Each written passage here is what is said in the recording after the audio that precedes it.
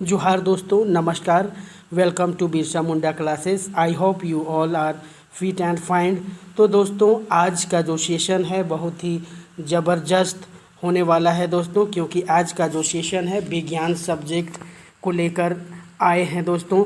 और उसमें जो हमारा टॉपिक है कोशिका और उसके अंग, है ना, से संबंधित, यानी कोशिका और उसके अंग से संबंधित बहुत ही महत्वपूर्ण 30 MCQs जो इस प्रकार के जो प्रश्न हैं बराबर किसी भी प्रतियोगी परीक्षाओं में, जैसे JSSC हो गया दोस्तों, रेलवे हो गया, है ना, बैंक हो गया, ठीक है, इन परीक्षाओं में दिखाई देते हैं फ्रेंड्स।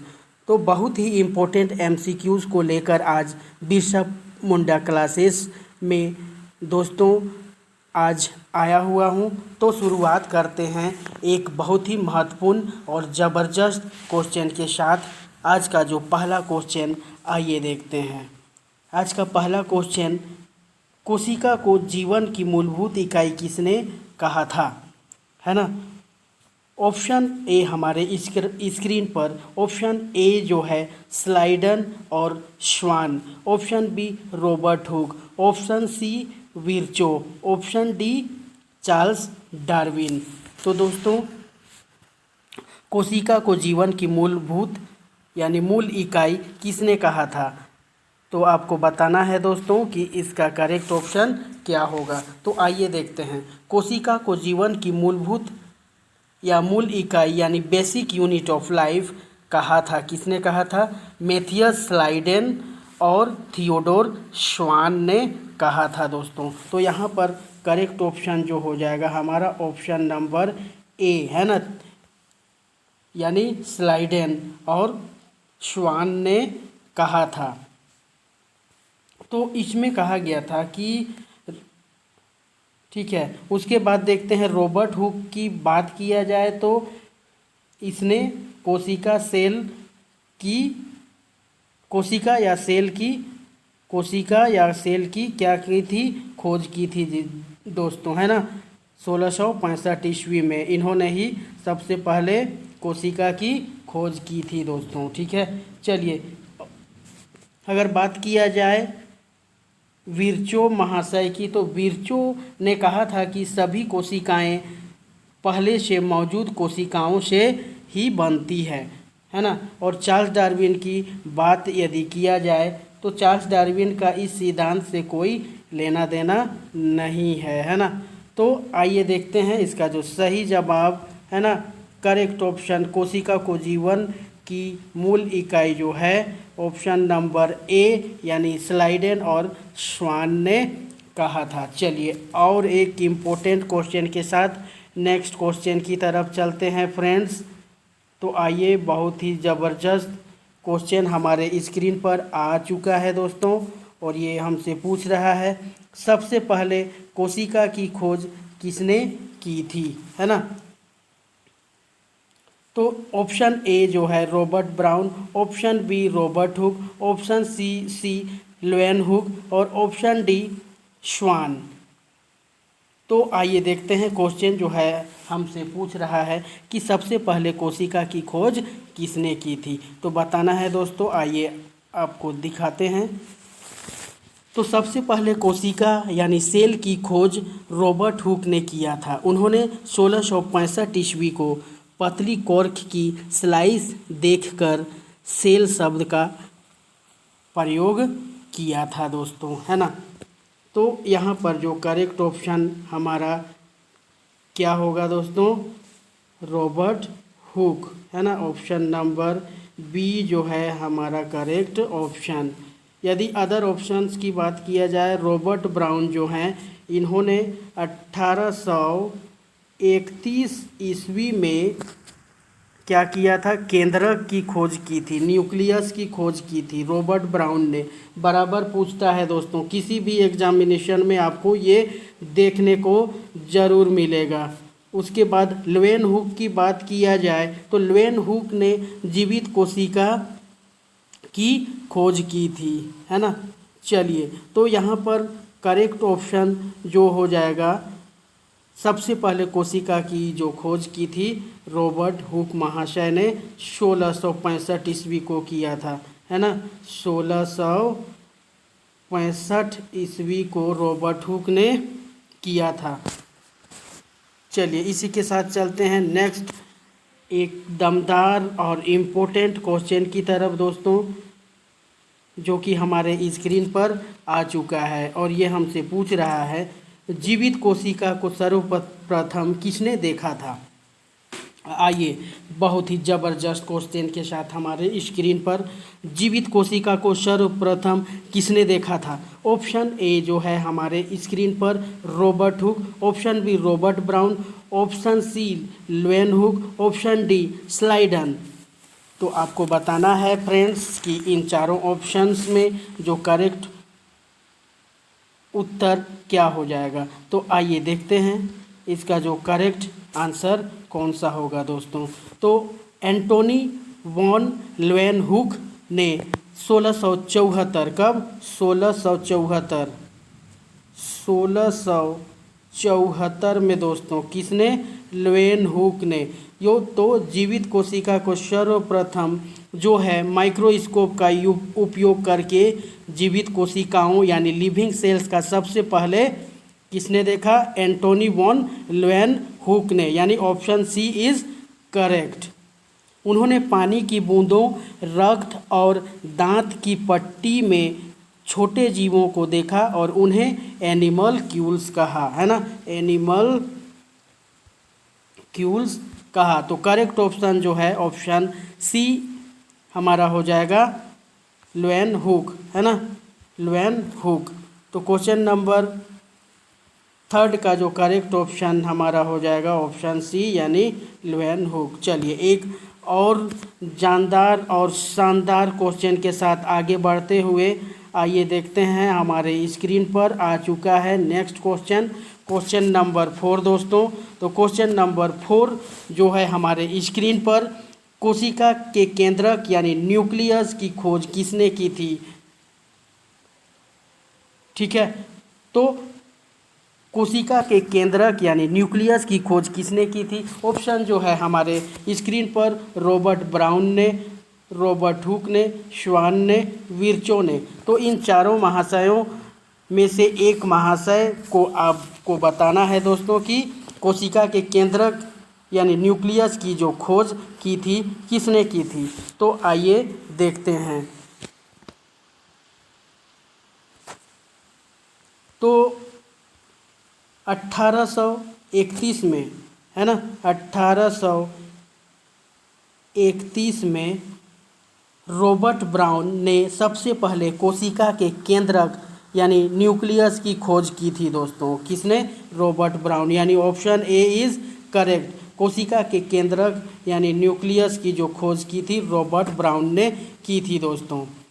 ठीक है, चलिए इसके बाद अगर नेक्स्ट ऑप्शन की बात किया जाए तो अदर ऑप्शंस की यदि बात किया जाए तो रॉबर्ट हुक ने 1665 ईस्वी में क्या किया था, एक पतली काट में कोशिका को देखा और सेल नाम दिया था, यानी सबसे पहले रॉबर्ट हुक ने कोशिका की खोज की थी।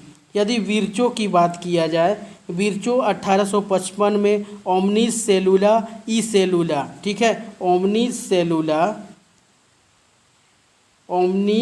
सेलुला ई सेलुला यानी हर कोशिका दूसरी कोशिका से बनती है, इसका सिद्धांत दिया था दोस्तों। तो क्वेश्चन नंबर 4 का जो करेक्ट ऑप्शन हमारा हो जाएगा क्या होगा फ्रेंड्स, कोशिका के केंद्रक की खोज जो है किसने की, रॉबर्ट ब्राउन ने की। चलिए इसी के साथ चलते हैं नेक्स्ट क्वेश्चन की तरफ फ्रेंड्स। नेक्स्ट क्वेश्चन हमारे स्क्रीन पर आ चुका है और छा चुका है। तो आइए देखते हैं ये हमसे क्या पूछ रहा है। तो माइटोकॉन्ड्रिया को कोशिका का पावर हाउस किसने कहा। बहुत ही ज़बरदस्त, बहुत ही इम्पोर्टेंट क्वेश्चन आपके स्क्रीन पर फ्रेंड्स। तो माइटोकॉन्ड्रिया को कोशिका का पावर हाउस किसने कहा। Option A is Benda, option B is Altmann, option C is Palade और ऑप्शन डी जो है सेंट जॉर्ज, है ना। तो इन चारों ऑप्शंस में आपको बताना है फ्रेंड्स कि सबसे करेक्ट आंसर कौन सा होगा, करेक्ट ऑप्शन कौन सा होगा। माइटोकॉन्ड्रिया को कोशिका का पावर हाउस कहा जाता है ना, क्योंकि यह एटीपी ऊर्जा मुद्रा का निर्माण करता है। इसका खोज है ना, माइटोकॉन्ड्रिया का जो खोज किया था है ना, जो डिस्कवरी किया था बेंडा ने किया था। बेंडा ने किया था 1897 को है ना, ने किया था। लेकिन माइटोकॉन्ड्रिया को power house of the cell कहने का श्रेय जो होता है ऑल्टमैन को दिया जाता है दोस्तों, है ना। यानी ऑप्शन बी इज़ करेक्ट, यानी माइटोकॉन्ड्रिया को कोशिका का पावर हाउस जो कहा ऑल्टमैन ने कहा। तो अंतिम उत्तर जो है हमारा क्या हो जाएगा, माइटोकॉन्ड्रिया को कोशिका का पावर हाउस किसने कहा दोस्तों, ऑल्टमैन ने कहा। और इसका खोज जो है किसने किया था, बेंडा ने किया था 1897 को, है ना। चलिए क्वेश्चन नंबर 5 के कंप्लीट होने के बाद नेक्स्ट क्वेश्चन की तरफ चलते हैं दोस्तों। क्वेश्चन नंबर 6 की तरफ। क्वेश्चन नंबर 6 एक और ज़बरदस्त क्वेश्चन हमारे स्क्रीन पर आ चुका है दोस्तों, और हम देखते हैं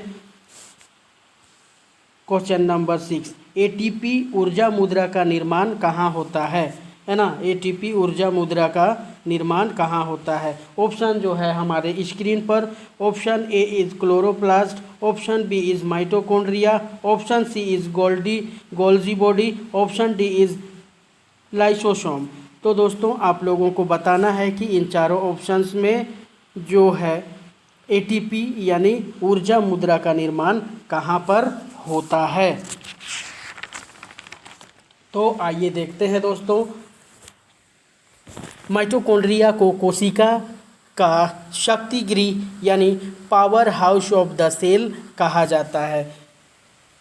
माइटोकॉन्ड्रिया को power house of the cell कहा जाता है। इसमें एटीपी यानी एडिनोसिन ट्राइफॉस्फेट का निर्माण होता है, जो कोशिका की ऊर्जा मुद्रा कहलाती है। इसलिए एटीपी ऊर्जा मुद्रा का निर्माण माइटोकॉन्ड्रिया में होता है ना। तो करेक्ट ऑप्शन जो हमारा हो जाएगा माइटोकॉन्ड्रिया, ठीक है। एटीपी ऊर्जा मुद्रा का जो निर्माण होता है माइटोकॉन्ड्रिया में होता है फ्रेंड्स। ओके, चलिए फिर चलते हैं एक नेक्स्ट और ज़बरदस्त क्वेश्चन की तरफ, क्वेश्चन नंबर 7 की तरफ फ्रेंड्स। क्वेश्चन नंबर 7 हमारे स्क्रीन पर आ चुका है और ये हमसे पूछ रहा है प्रकाश संश्लेषण की क्रिया किस अंगक में होती है फ्रेंड्स, है ना। प्रकाश संश्लेषण की क्रिया किस अंगक में होती है। फर्स्ट ऑप्शन जो हमारे स्क्रीन पर, option A is mitochondria, option B is ribosome, option C chloroplast, option D Golgi body. अब आप लोगों को बताना है फ्रेंड्स कि इन चारों ऑप्शंस में करेक्ट ऑप्शन जो है क्या होगा। तो आइए देखते हैं क्वेश्चन नंबर 7। प्रकाश संश्लेषण या फोटोसिंथेसिस की प्रक्रिया केवल क्लोरोप्लास्ट में ही होती है दोस्तों, है ना। यानी ऑप्शन नंबर सी जो हो जाएगा, प्रकाश संश्लेषण की क्रिया जो है क्लोरोप्लास्ट में होती है, क्योंकि इसमें क्लोरोफिल है ना, याद रखिएगा क्लोरोप्लास्ट के अंदर क्लोरोफिल पाया जाता है। इसमें क्लोरोफिल तथा अन्य पिगमेंट पाए जाते हैं जो सूर्य के प्रकाश को लेकर उसे रासायनिक ऊर्जा में बदल देते हैं। इसलिए प्रकाश संश्लेषण की क्रिया क्लोरोप्लास्ट में होती है। तो क्वेश्चन नंबर 7 का जो करेक्ट ऑप्शन हो जाएगा ऑप्शन सी यानी क्लोरोप्लास्ट। ओके, चलिए फिर चलते हैं नेक्स्ट क्वेश्चन की तरफ, क्वेश्चन नंबर 8 की तरफ फ्रेंड्स। क्वेश्चन नंबर 8 हमारे स्क्रीन पर आ चुका है और छा भी चुका है। तो आइए देखते हैं राइबोसोम को कोशिका का क्या कहा जाता है। राइबोसोम को कोशिका का क्या कहा जाता है। ऑप्शन ए जो है हमारे स्क्रीन पर, नियंत्रण केंद्र, पाचनालय, प्रोटीन फैक्ट्री, ऑप्शन डी ऊर्जा घर। अब इन चारों ऑप्शंस में आपको बताना है फ्रेंड्स कि इसका जो करेक्ट ऑप्शन क्या हो जाएगा। तो आइए देखते हैं। राइबोसोम को कोशिका की प्रोटीन फैक्ट्री कहा जाता है। राइबोसोम को कोशिका की प्रोटीन फैक्ट्री यानी option number C is correct option. ठीक है, तो राइबोसोम को कोशिका की प्रोटीन फैक्ट्री कहा जाता है क्योंकि यहाँ प्रोटीन का संश्लेषण यानी प्रोटीन सिंथेसिस होता है दोस्तों, और इसके साथ यह साइटोप्लाज्म में मुक्त अवस्था में तथा एंडोप्लाज्मिक रेटिकुलम से जुड़ा हुआ पाया जाता है। इसलिए सही उत्तर जो है राइबोसोम मीन्स क्या हो जाएगा, राइबोसोम मीन्स प्रोटीन फैक्ट्री। ठीक है, तो क्वेश्चन नंबर 8 का जो करेक्ट ऑप्शन हमारा हो जाएगा, क्या हो जाएगा, प्रोटीन फैक्ट्री।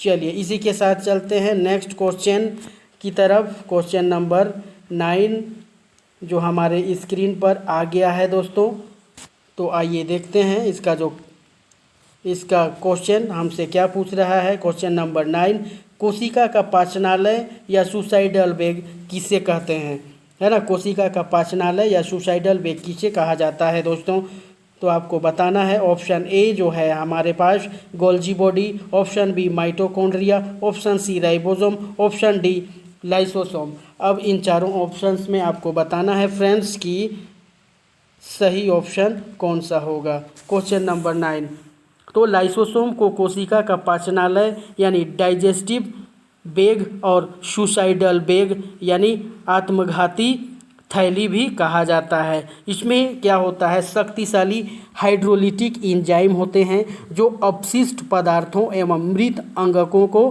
क्या करते हैं, पचाते हैं, है ना।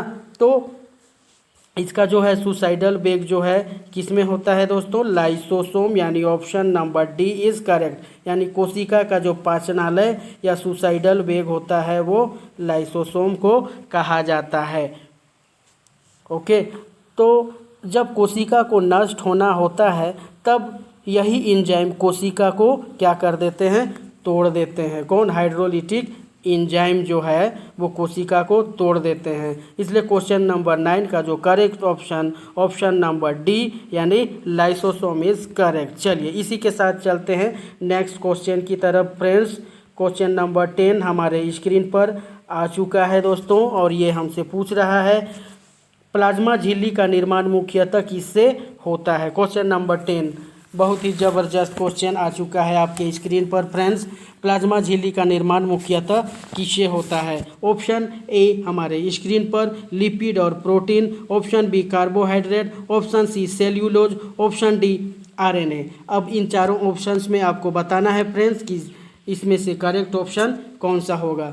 तो आइए देखते हैं। करेक्ट ऑप्शन जो है ए लिपिड और प्रोटीन, ऑप्शन ए जो है लिपिड और प्रोटीन। प्लाज्मा झिल्ली का निर्माण मुख्यतः प्रोटीन और लिपिड से बना होता है। तो आइए देखते हैं। प्लाज्मा झिल्ली यानी प्लाज्मा मेम्ब्रेन मुख्यतः फॉस्फोलिपिड द्विपरत यानी फॉस्फोलिपिड बाइलेयर से बनी होती है जिसमें प्रोटीन अणु अंतः स्थापित रहते हैं। यह संरचना फ्लूइड मोजाइक मॉडल के रूप में जानी जाती है। यदि दूसरे ऑप्शंस की बात करें तो कार्बोहाइड्रेट की बात किया जाए तो यह झिल्ली पर केवल ग्लाइकोप्रोटीन और ग्लाइकोलिपिड के रूप में पाए जाते हैं। आरएनए जो है झिल्ली का निर्माण नहीं करता।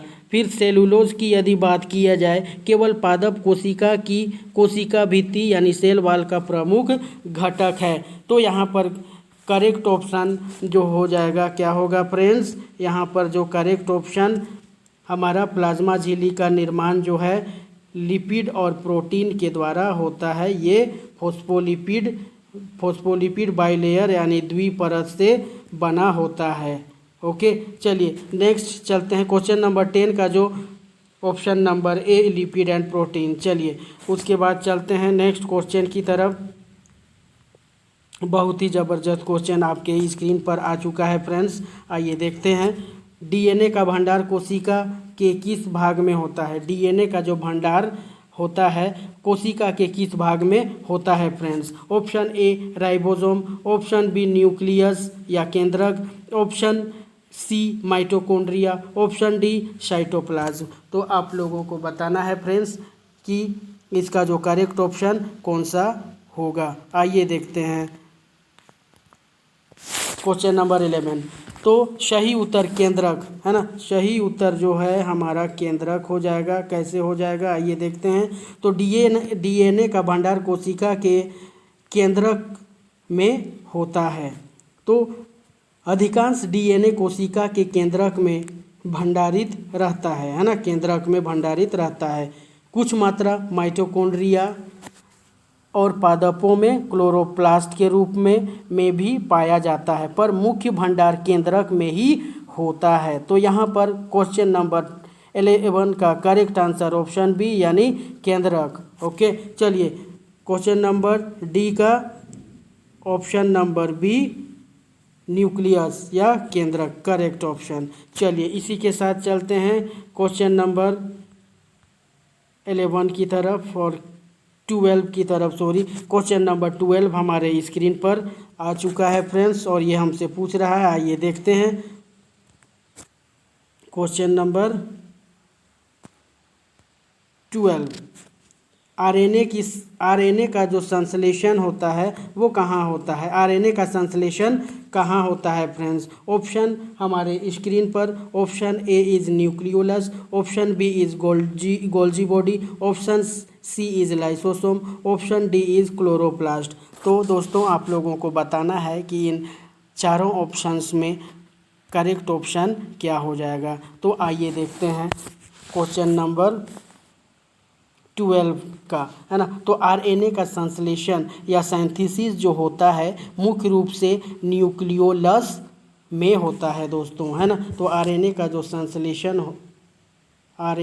संश्लेषण होता है फ्रेंड्स ये न्यूक्लियोलस में होता है, ठीक है। आरएनए का जो संश्लेषण होता है वो ऑप्शन नंबर ए यानी न्यूक्लियोलस में होता है। कारण यानी रीजन, यहाँ पर आरएनए यानी राइबोसोमल आरएनए का संश्लेषण होता है और राइबोसोम उप इकाइयों का निर्माण भी यही होता है, ठीक है। तो इसलिए करेक्ट ऑप्शन जो है ऑप्शन ए न्यूक्लियोलस। यदि अदर ऑप्शन की बात किया जाए तो गोल्जी बॉडी जो होता है प्रोटीन का पैकेजिंग और स्रवण यानी सीक्रेट करता है। लाइसोसोम की बात किया जाए, यदि लाइसोसोम की बात किया जाए तो अपशिष्ट पदार्थों और पुराने ऑर्गेनल्स का पाचन करता है, इसलिए इसे आत्महत्या की थैली यानी सुसाइडल बैग कहा जाता है दोस्तों। यदि बात करें क्लोरोप्लास्ट तो क्लोरोप्लास्ट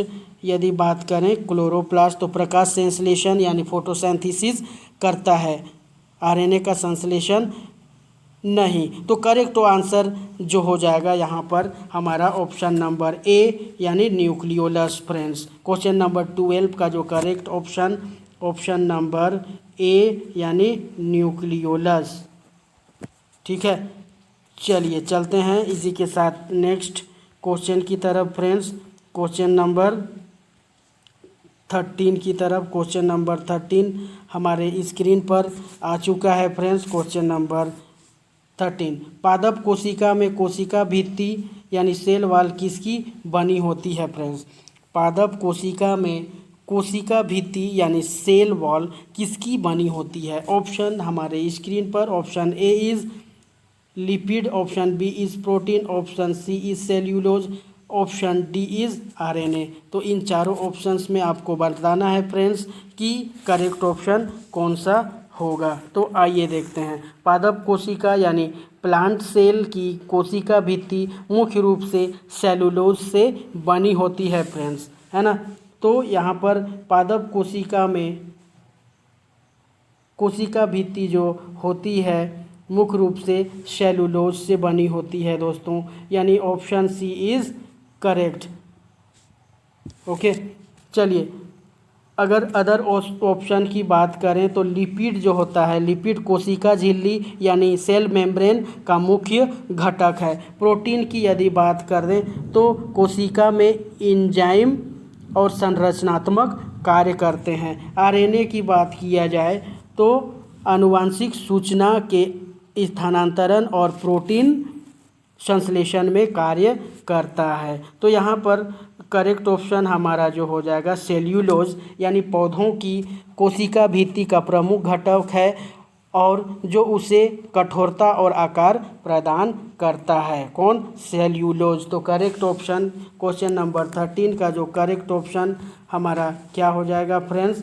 सेल्यूलोज हो जाएगा। चलिए इसी के साथ चलते हैं नेक्स्ट क्वेश्चन की तरफ फ्रेंड्स, क्वेश्चन नंबर 14 की तरफ। और क्वेश्चन नंबर 14 हमारे स्क्रीन पर आ चुका है फ्रेंड्स, और ये हमसे पूछ रहा है किस अंगक को सेक्रेटरी ऑर्गेनल कहते हैं, है ना? किस अंगक को सेक्रेटरी ऑर्गेनल कहते हैं? Option A mitochondria, option B Golgi body, option C chloroplast, option D lysosome. तो फ्रेंड्स आप लोग को बताना है कि इन चारों में से करेक्ट ऑप्शन जो है कौन सा हो जाएगा, यानी सेक्रेटरी ऑर्गेनल इन चारों में से किसे कहा जाता है। तो आइए देखते हैं। गोल्जी बॉडी को सेक्रेटरी ऑर्गेनल कहा जाता है फ्रेंड्स, है ना? गोल्जी बॉडी को, यानी ऑप्शन बी इज़ करेक्ट, यानी गोल्जी बॉडी को सेक्रेटरी ऑर्गेनल कहा जाता है क्योंकि यह प्रोटीन और लिपिड को संशोधित यानी मॉडिफाई करता है और पैक और स्रावित यानी सीक्रेट करता है। यह कोशिका का पैकिंग और डिस्पैच यूनिट भी कहा जाता है दोस्तों। तो सही ऑप्शन इज ऑप्शन बी, यानी गोल्जी बॉडी। तो क्वेश्चन नंबर 14 का जो करेक्ट ऑप्शन हमारा ऑप्शन नंबर बी, यानी गोल्जी बॉडी। ओके, चलिए फिर चलते हैं नेक्स्ट क्वेश्चन की तरफ फ्रेंड्स, क्वेश्चन नंबर 15 की तरफ जो हमारे स्क्रीन पर आ चुका है।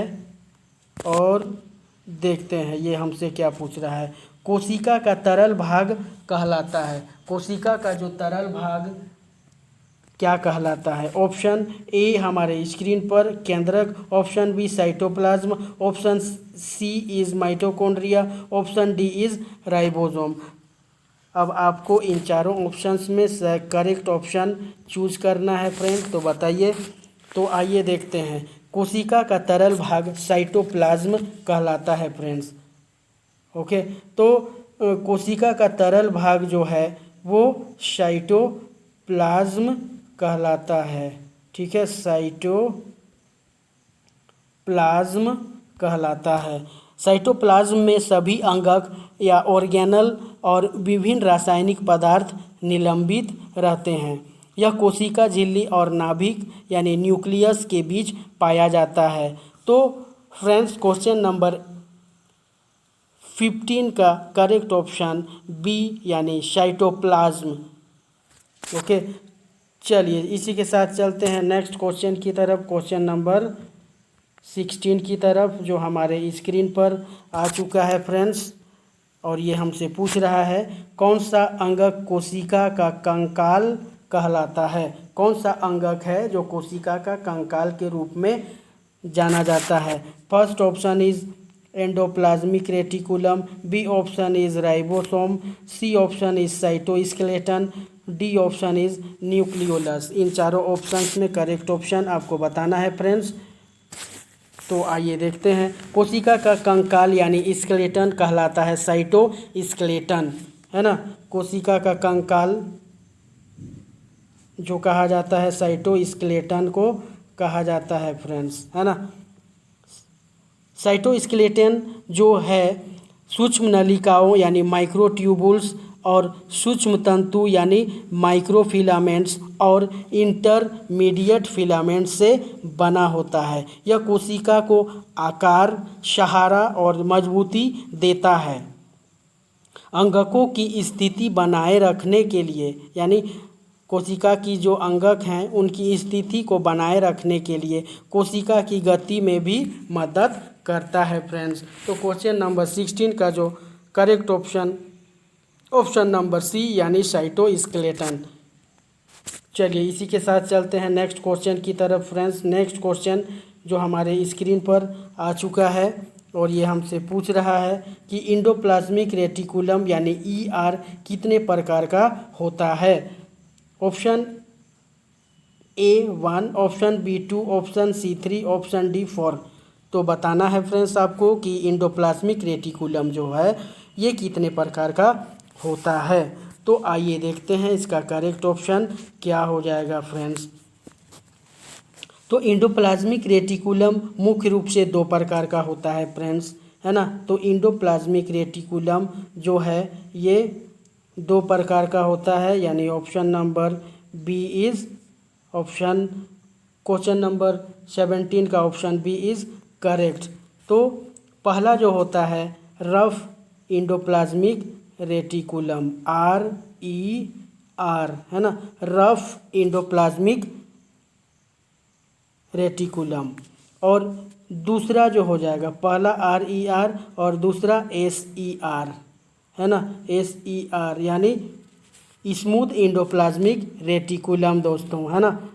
तो रफ इंडोप्लाज्मिक रेटिकुलम क्या होता है, जिस पर राइबोसोम लगे होते हैं, ठीक है। और राइबोसोम मीन्स प्रोटीन का फैक्ट्री कहा जाता है ना। तो राइबोसोम जो होता है ये क्या करता है, प्रोटीन का संश्लेषण करता है दोस्तों, है ना। राइबोसोम जो है क्या करते हैं, प्रोटीन का संश्लेषण करता है। स्मूथ इंडोप्लाज्मिक रेटिकुलम की बात किया जाए तो जिस पर राइबोसोम नहीं होते हैं और यह लिपिड संश्लेषण, है ना, यानी विषहरण यानी डिटॉक्सिफिकेशन आदि का कार्य करता है। इसलिए सही उत्तर जो है यहाँ पर दो प्रकार का इंडोप्लाज्मिक रेटिकुलम पाया जाता है फ्रेंड्स।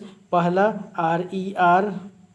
RER यानी rough endoplasmic reticulum, rough means खुरदरी, और SER smooth, SER two types का इंडोप्लाज्मिक रेटिकुलम होता है। चलिए इसी के साथ चलते हैं नेक्स्ट क्वेश्चन की तरफ फ्रेंड्स, क्वेश्चन नंबर 18 की तरफ। क्वेश्चन नंबर 18 जो है हमारे स्क्रीन पर आ चुका है फ्रेंड्स, और ये हमसे पूछ रहा है, आइए देखते हैं। स्मूथ इंडोप्लाज्मिक रेटिकुलम का कार्य क्या है ना। स्मूथ इंडोप्लाज्मिक रेटिकुलम यानी SER स्मूथ इंडोप्लाज्मिक रेटिकुलम का कार्य क्या है। ऑप्शन जो है हमारे स्क्रीन पर, ऑप्शन A इज़ प्रोटीन संश्लेषण, ऑप्शन बी लिपिड संश्लेषण, ऑप्शन सी ऊर्जा उत्पादन, ऑप्शन डी पाचन। तो आपको बताना है फ्रेंड्स कि स्मूथ इंडोप्लाज्मिक रेटिकुलम का क्या कार्य होता है। तो स्मूथ इंडोप्लाज्मिक रेटिकुलम यानी SER का जो मुख्य कार्य है लिपिड संश्लेषण करना, है ना। तो लिपिड संश्लेषण करना यानी option B is correct. Smooth endoplasmic reticulum का जो है लिपिड संश्लेषण का कार्य करना है दोस्तों, है ना। प्रोटीन संश्लेषण का कार्य जो करता है वो रफ इंडोप्लाज्मिक रेटिकुलम यानी RER करता है, क्योंकि उस पर राइबोसोम लगे होते हैं, है ना। स्मूथ में जो है राइबोसोम नहीं लगे होते हैं, ठीक है। तो यहाँ पर जो करेक्ट ऑप्शन हमारा हो जाएगा, इसका सही उत्तर और सही ऑप्शन ऑप्शन बी यानी लिपिड संश्लेषण। क्वेश्चन नंबर 18 का जो ऑप्शन नंबर बी यानी लिपिड संश्लेषण इज़ करेक्ट। चलिए इसी के साथ चलते हैं नेक्स्ट क्वेश्चन की तरफ फ्रेंड्स, क्वेश्चन नंबर 19 की तरफ। और क्वेश्चन नंबर 19 हमारे स्क्रीन पर आ चुका है फ्रेंड्स, और ये हमसे पूछ रहा है कि प्लास्टिड केवल कहाँ पाए जाते हैं, ठीक है। प्लास्टिड जो है वो कहाँ पाए जाते हैं। ऑप्शन ए हमारे स्क्रीन पर पादप कोशिका, ऑप्शन बी जंतु कोशिका, ऑप्शन सी दोनों में, ऑप्शन डी किसी में नहीं। तो आपको इन चारों ऑप्शंस में करेक्ट ऑप्शन बताना है दोस्तों। तो आइए देखते हैं। तो प्लास्टिड का केवल पादप कोशिका यानी प्लांट सेल में ही पाए जाते हैं फ्रेंड्स। तो प्लास्टिड जो है केवल पादप कोशिका में ही पाए जाते हैं, न कि जंतु कोशिका में। इसलिए उत्तर जो है राइट ऑप्शन जो हो जाएगा हमारा क्या हो जाएगा, ऑप्शन नंबर ए यानी प्लांट सेल यानी पादप कोशिका में। चलिए इसी के साथ चलते हैं नेक्स्ट क्वेश्चन की तरफ फ्रेंड्स। नेक्स्ट क्वेश्चन हमारे स्क्रीन पर आ चुका है और ये हमसे पूछ रहा है कि प्लास्टिड का सबसे महत्वपूर्ण प्रकार कौन सा है ना। प्लास्टिड का सबसे महत्वपूर्ण प्रकार कौन सा है। First option is leucoplast, B option chromoplast, C जो है B option chromoplast, C option chloroplast, D option जो है हमारे पास गोल्जी बॉडी। इन चारों ऑप्शंस में सही ऑप्शन यानी प्लास्टिड का सबसे महत्वपूर्ण प्रकार कौन सा होता है दोस्तों।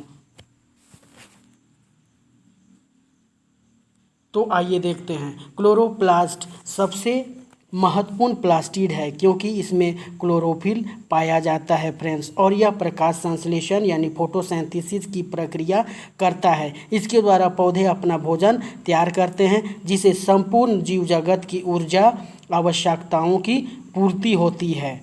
यदि अन्य विकल्प की बात किया जाए तो ल्यूकोप्लास्ट के द्वारा भोजन है ना, ल्यूकोप्लास्ट के द्वारा भोजन का भंडारण होता है जैसे स्टार्च, तेल, प्रोटीन। यदि क्रोमोप्लास्ट की बात किया जाए तो क्रोमोप्लास्ट जो है फूल, फल आदि को रंग प्रदान करता है। क्या करता है। क्रोमोप्लास्ट फूल, फल आदि को रंग प्रदान करता है। गोल्जी बॉडी की बात किया जाए, गोल्जी बॉडी तो यह प्लास्टिड नहीं है बल्कि एक कोशिका का अंग है जो सिक्रीशन और पैकेजिंग का कार्य करता है। तो सही करेक्ट ऑप्शन, तो यहाँ पर करेक्ट ऑप्शन जो है सी यानी क्लोरोप्लास्ट हमारा करेक्ट ऑप्शन हो जाएगा फ्रेंड्स। ओके, तो यहाँ पर प्लास्टिड जो है, प्लास्टिड का सबसे महत्वपूर्ण प्रकार जो है हमारा ऑप्शन सी इज़ करेक्ट। चलिए इसी के साथ चलते हैं नेक्स्ट क्वेश्चन की तरफ। क्वेश्चन नंबर 21 एक और ज़बरदस्त क्वेश्चन के साथ हमारे स्क्रीन पर आ जाइए दोस्तों।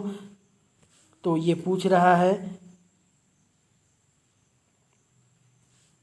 डीएनए का आनुवांशिक पदार्थ किसने सिद्ध किया था। डीएनए को आनुवांशिक पदार्थ के रूप में किसने सिद्ध किया था। डीएनए का आनुवांशिक पदार्थ किसने सिद्ध किया था। ऑप्शन जो है हमारे स्क्रीन पर हर्शे एंड चेज ने, ऑप्शन बी ग्रिफिथ ने, ऑप्शन सी वाटसन और क्रिक ने, ऑप्शन डी मेंडल ने। तो आपको बताना है फ्रेंड्स इन चारों में से जो करेक्ट ऑप्शन कौन सा होगा। तो आइए देखते हैं। हर्शे और चेज जो कि 1952 में बैक्टीरियोफेज है ना T2 वायरस पर प्रयोग करके यह सिद्ध किया था कि डीएनए ही आनुवांशिक पदार्थ है यानी जेनेटिक मटेरियल है, ना कि प्रोटीन है ना। तो यहाँ पर जो करेक्ट ऑप्शन हो जाएगा क्या हो जाएगा, डीएनए का आनुवांशिक पदार्थ जो है हर्शे और चेज ने यानी ऑप्शन ए इज़ करेक्ट दोस्तों। तो करेक्ट आंसर यहाँ पर ऑप्शन ए यानी हर्शे और चेज होगा। ओके, चलिए यदि बात किया जाए ग्रिफिथ महाशय की तो 1928 में उन्होंने ट्रांसफॉर्मेशन प्रयोग किया लेकिन डीएनए को आनुवांशिक पदार्थ नहीं बताया था। किसने, ग्रिफिथ ने। और यदि मेंडल की बात किया जाए तो वंशानुक्रम के नियम बताए लेकिन आनुवांशिक पदार्थ क्या है ये नहीं बताया था। यदि वाटसन और क्रिक की बात किया जाए तो इन्होंने 1953 ईस्वी को डीएनए की डबल हेलिक्स संरचना दी थी दोस्तों, है ना। चलिए तो क्वेश्चन नंबर 21 का जो करेक्ट ऑप्शन यानी डीएनए को आनुवांशिक पदार्थ जो है हर्शे और चेज ने सिद्ध किया था। चलिए इसी के साथ चलते हैं क्वेश्चन नंबर 22 की तरफ फ्रेंड्स। क्वेश्चन नंबर 22 हमारे स्क्रीन पर आ चुका है फ्रेंड्स और ये हमसे पूछ रहा है क्रोमोसोम में डीएनए के साथ कौन सा प्रोटीन पाया जाता है ना। क्रोमोसोम में डीएनए के साथ कौन सा प्रोटीन पाया जाता है। ऑप्शन जो हमारे स्क्रीन पर albumin, option B histone, option C keratin, option D myosin. तो आपको इन चारों ऑप्शंस में करेक्ट ऑप्शन बताना है फ्रेंड्स। तो आइए देखते हैं इसका जो करेक्ट ऑप्शन क्या हो जाएगा। तो ऑप्शन बी यानी हिस्टोन, ऑप्शन यानी क्रोमोसोम में डीएनए का जो है हिस्टोन प्रोटीन पाया जाता है फ्रेंड्स, है ना। तो गुणसूत्र यानी क्रोमोसोम में डीएनए के साथ हिस्टोन प्रोटीन पाए जाते हैं। क्या? गुणसूत्र में डीएनए के साथ हिस्टोन प्रोटीन पाए जाते हैं और यह हिस्टोन प्रोटीन डीएनए को लपेटकर न्यूक्लियोसोम का निर्माण करते हैं। इससे डीएनए संगठित होकर गुणसूत्रों के रूप में दिखाई देते हैं। इसलिए सही उत्तर जो है हिस्टोन हो जाएगा, है ना। क्वेश्चन नंबर 22 का करेक्ट ऑप्शन जो है ऑप्शन बी यानी हिस्टोन। चलिए इसी के साथ चलते हैं नेक्स्ट क्वेश्चन की तरफ दोस्तों, क्वेश्चन नंबर 23 की तरफ। क्वेश्चन नंबर 23 जो हमारे स्क्रीन पर आ चुका है और ये हमसे पूछ रहा है। आइए देखते हैं क्वेश्चन नंबर 23। कोशिका विभाजन की प्रक्रिया कहाँ होती है? कोशिका विभाजन यानी सेल डिवीजन का जो प्रोसेस होता है कहाँ पर होती है? ऑप्शन जो है हमारे स्क्रीन पर, ऑप्शन ए इज़ केंद्रक, option B is cytoplasm, option C is Golgi body, option D is ribosome. आपको बताना है फ्रेंड्स इन चारों में से जो करेक्ट ऑप्शन क्या हो जाएगा। तो आइए देखते हैं। कोशिका विभाजन की मुख्य प्रक्रिया जो होती है वो केंद्रक यानी न्यूक्लियस में होती है, ठीक है। यहाँ गुणसूत्रों यानी क्रोमोसोम्स का संकुचन, प्रतिलिपि और विभाजन सेल डिवीजन में होता है ना। तो कोशिका का जो विभाजन की जो प्रक्रिया होती है कहाँ पर होती है फ्रेंड्स? ऑप्शन ए यानी केंद्रक में होती है। साइटोप्लाज्म का विभाजन यानी साइटोकाइनेसिस बाद में होता है, लेकिन वास्तविक जो होता है कोशिका का जो विभाजन की प्रक्रिया की शुरुआत और नियंत्रण केंद्रक में ही होता है। इसलिए उत्तर केंद्रक यानी न्यूक्लियस हो जाएगा, है ना। तो कोशिका का विभाजन की प्रक्रिया केंद्रक में होती है। Option A is correct. चलिए इसी के साथ चलते हैं नेक्स्ट क्वेश्चन की तरफ फ्रेंड्स, क्वेश्चन नंबर 24 की तरफ। क्वेश्चन नंबर 24 जो हमारे स्क्रीन पर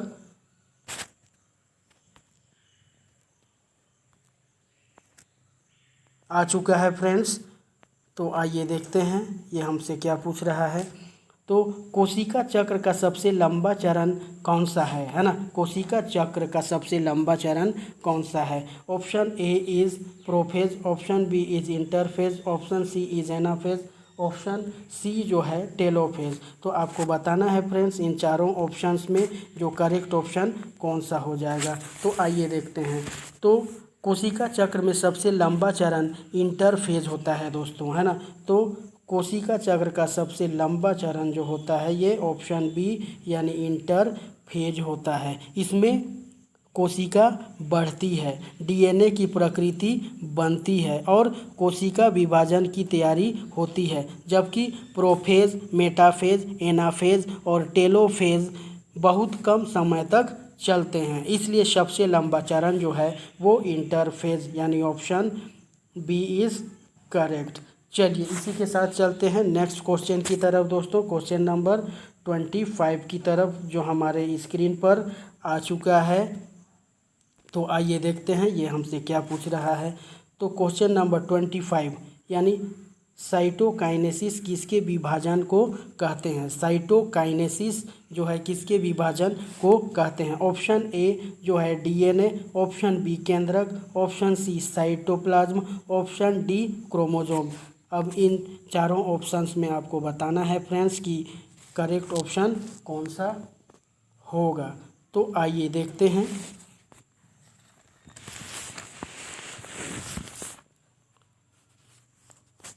तो सही उत्तर यहाँ पर जो है ऑप्शन नंबर जो हो जाएगा साइटोप्लाज्म यानी साइटोकाइनेसिस जो होता है साइटोप्लाज्म के विभाजन को कहा जाता है ना। तो साइटोकाइनेसिस कोशिका के साइटोप्लाज्म का विभाजन होता है। यह माइटोसिस या मियोसिस में केंद्रक विभाजन यानी कैरियोकाइनेसिस के बाद होता है। इसके परिणाम स्वरूप एक कोशिका से दो पुत्री कोशिकाएं यानी डॉटर सेल्स बनती हैं, है ना। तो यहाँ पर फाइनल आंसर जो हो जाएगा साइटोप्लाज्म, यानी साइटोकाइनेसिस जो होता है साइटोप्लाज्म के विभाजन को कहते हैं, है ना। चलिए इसी के साथ चलते हैं नेक्स्ट क्वेश्चन की तरफ दोस्तों। क्वेश्चन नंबर 26 की तरफ, जो हमारे स्क्रीन पर आ चुका है और ये हमसे पूछ रहा है।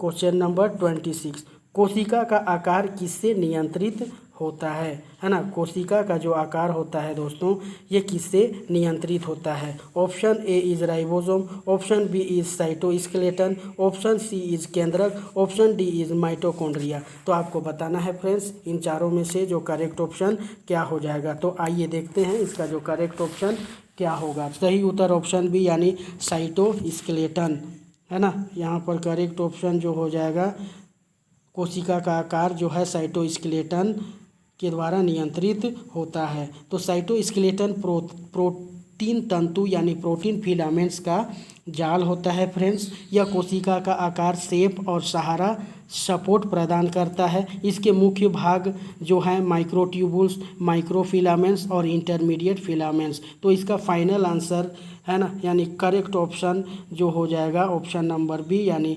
साइटोस्केलेटन। चलिए इसी के साथ चलते हैं नेक्स्ट क्वेश्चन की तरफ, क्वेश्चन नंबर 27 की तरफ फ्रेंड्स। और ये हमारे स्क्रीन पर आ चुका है। मानव कोशिका में कुल कितने क्रोमोसोम पाए जाते हैं। मानव कोशिका में कुल कितने क्रोमोसोम पाए जाते हैं। Option 22, option 23, option C 44, option D 46, है ना। 22, 23, 44, 46 इन चारों में से आपको बताना है फ्रेंड्स कि मानव कोशिका में कितने क्रोमोसोम पाए जाते हैं। तो आइए देखते हैं इसका जो करेक्ट ऑप्शन क्या हो जाएगा। तो मानव कोशिका में कुल 46 क्रोमोसोम पाए जाते हैं। इसमें 22 जोड़ी जो होते हैं। तो मानव कोशिका में कुल जो है ऑप्शन नंबर डी यानी 46 क्रोमोसोम पाए जाते हैं, जिसमें 22 जोड़ी जो है वो ऑटोसोम होते हैं। ऑटोसोम होते हैं यानी ये ऑर्गेन बनाने का कार्य करते हैं, शरीर में विभिन्न प्रकार के अपना कार्य करते हैं। और एक जोड़ी जो हो जाता है, ठीक है, एक जोड़ी लैंगिक क्रोमोसोम यानी सेक्स क्रोमोसोम होते हैं। और ये सेक्स क्रोमोसोम ही निर्धारण करता है कि बच्चा लड़का होगा या लड़की, ठीक है। तो यहाँ पर मानव कोशिका में कुल जो है 46 क्रोमोसोम पाए जाते हैं। ओके, तो यहाँ पर बात किया जाएगा कि मेल की बात किया जाए तो इसमें एक्स वाई क्रोमोसोम पाए जाते हैं, और फीमेल की बात किया जाए तो डबल एक्स क्रोमोसोम पाए जाते हैं फ्रेंड्स, ठीक है। तो क्वेश्चन नंबर 27 का जो करेक्ट ऑप्शन यानी मानव कोशिका में कुल 46 क्रोमोसोम पाए जाते हैं फ्रेंड्स। चलिए ठीक है, उसके बाद चलते हैं क्वेश्चन नंबर 28 की तरफ, जो हमारे स्क्रीन पर आ चुका है फ्रेंड्स। तो आइए देखते हैं ये क्या पूछ रहा है। कोशिका के अंदर सबसे बड़ी संरचना कौन सी होती है ना।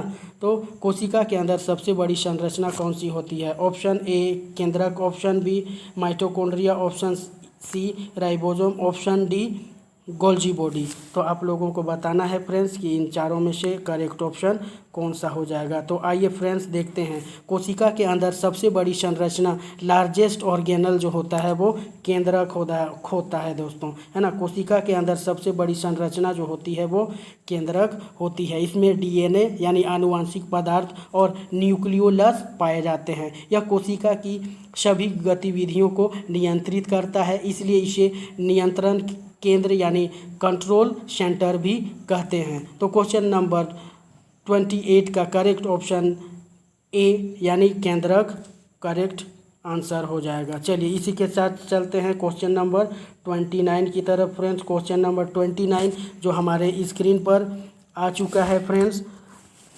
और ये हमसे पूछ रहा है कि कोशिका झिल्ली का मॉडल किस नाम से जाना जाता है। कोशिका झिल्ली का मॉडल किस नाम से जाना जाता है।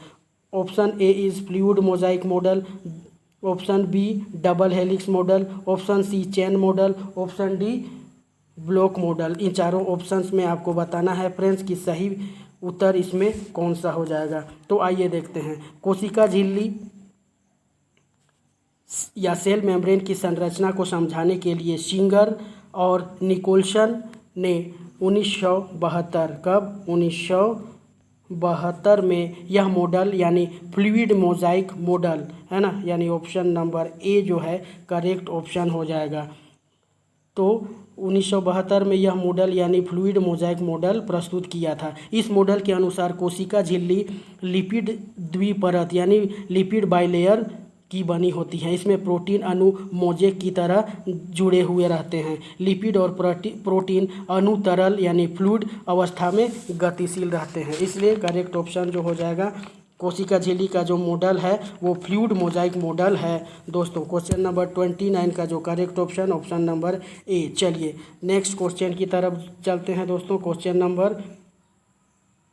नंबर 30 की तरफ जो हमारे स्क्रीन पर बहुत ही इम्पोर्टेंट क्वेश्चन आ चुका है।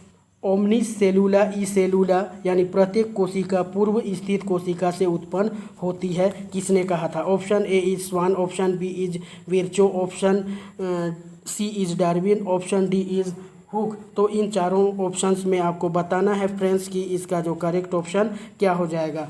ठीक है, तो आइए देखते हैं। ओमनी सेलुला ई सेलुला यानी प्रत्येक कोशिका पूर्व स्थित कोशिका से उत्पन्न होती है, ये जो कहने वाले महाशय थे है ना, ओमनी सेलुला ई सेलुला अर्थात हर कोशिका पूर्ववर्ती कोशिका से उत्पन्न होती है। इसका सिद्धांत रुडोल्फ विर्चो ने दिया था दोस्तों, यानी ऑप्शन बी इज़ करेक्ट है ना, यानी 1855 ईस्वी ने रुडोल्फ विर्चो ने दिया था। तो अदर ऑप्शन की बात किया जाए तो स्वान स्लाइडन महाशय ने कोशिका का सिद्धांत प्रतिपादित किया था। हुक ने सर्वप्रथम सेल की खोज की थी।